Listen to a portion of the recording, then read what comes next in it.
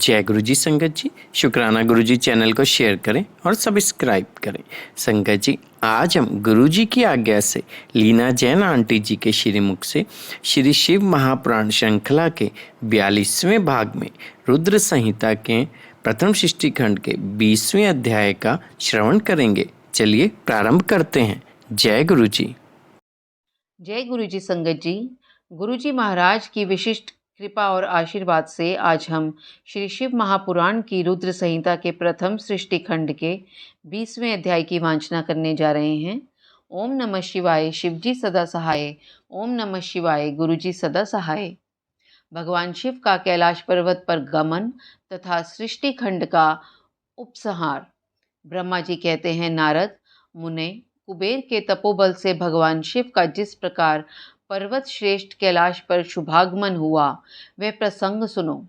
कुबेर को वर देने वाले विश्वेश्वर शिव जब उन्हें निधिपति होने का वर देकर अपने उत्तम स्थान को चले गए, तब उन्होंने मन ही मन इस प्रकार विचार किया, ब्रह्मा जी के ललाट से जिनका प्रादुर्भाव हुआ है तथा जो प्रलय का कार्य संभालते हैं, वे रुद्र मेरे पूर्ण स्वरूप हैं। अतः उन्हीं के रूप में मैं घुएकों को निवास स्थान कैलाश पर्वत को जाऊंगा।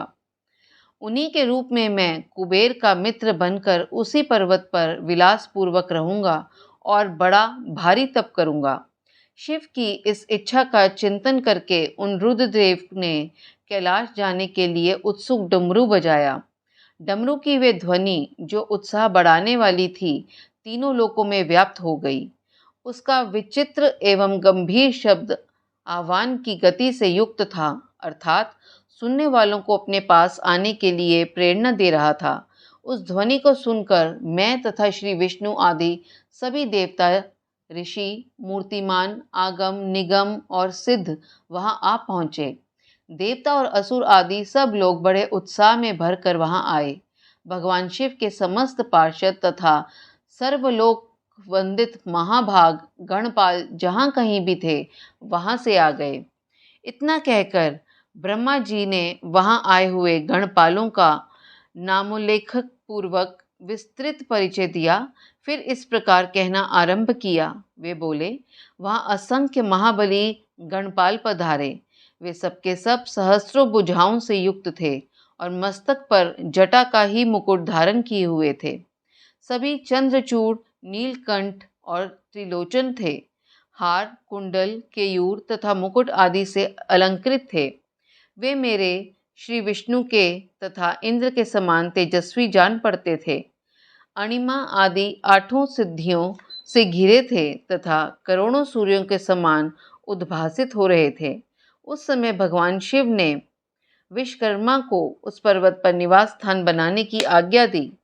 अनेक भक्तों के साथ अपने और दूसरों के रहने के लिए यथा योग्य आवास तैयार करने का आदेश दिया। मुने, तब विश्वकर्मा ने भगवान शिव की आज्ञा के अनुसार उस पर्वत पर जाकर शीघ्र ही नाना प्रकार के ग्रहों की रचना की। फिर श्री हरि की प्रार्थना से कुबेर पर अनुग्रह करके भगवान शिव सानंद कैलाश पर्वत पर गए।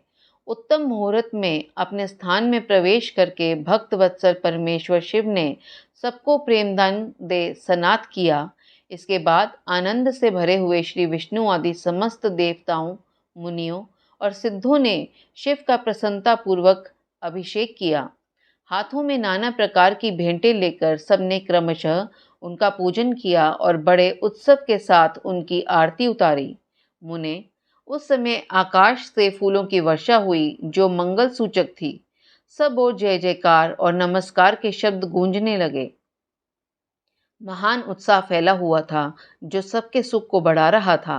उस समय सिंहासन पर बैठकर श्री विष्णु आदि सभी देवताओं द्वारा की हुई यथोचित सेवा को बारंबार ग्रहण करते हुए भगवान शिव बड़ी शोभा पा रहे थे। देवता आदि सब लोगों ने सार्थक एवं प्रिय वचनों द्वारा लोक कल्याणकारी भगवान शंकर का पृथक पृथक स्तवन किया। सर्वेश्वर प्रभु ने प्रसन्नचित्त से वे स्तवन सुनकर उन सबको प्रसन्नतापूर्वक मनोवांछित वर एवं अभीष्ट वस्तुएं प्रदान की। मुने, तदंतर श्री विष्णु के साथ मैं तथा अन्य सब देवता और मुनि मनोवांछित वस्तु पाकर आनंदित हो भगवान शिव की आज्ञा से अपने अपने धाम को चले गए। कुबेर भी शिव की आज्ञा से प्रसन्नतापूर्वक अपने स्थान को गए।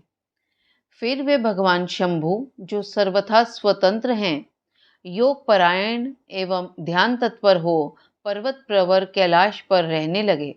कुछ काल बिना पत्नी के ही बिताकर परमेश्वर शिव ने दक्ष कन्या सती को पत्नी रूप में प्राप्त किया।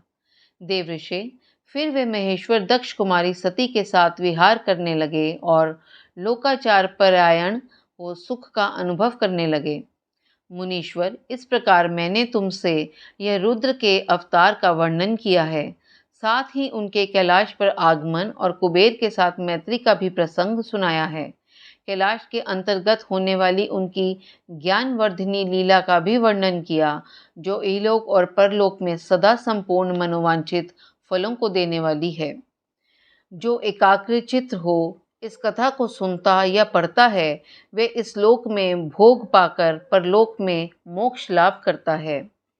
संगत जी, इसके साथ ही श्री शिव महापुराण की रुद्र संहिता के प्रथम सृष्टि खंड का 20वां अध्याय और यह प्रथम सृष्टि खंड का समापन हुआ। जय गुरु जी, शुक्राना गुरु जी।